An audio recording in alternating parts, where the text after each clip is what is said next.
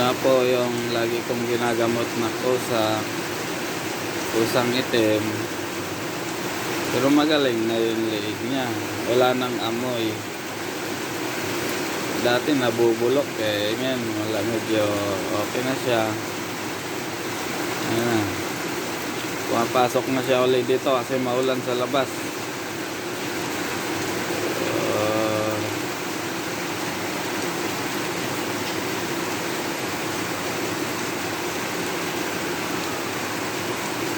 Labas yung dila mo itim.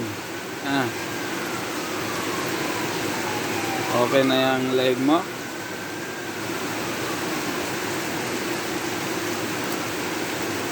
Doon sa labas malakas ang ulan. Diyan ka lang. Wala ba tayong dugpod? Dugpod lang almusal nyo eh. Kayo lang po sa mahilig sa dugpod eh. Diyan ka lang. Okay na.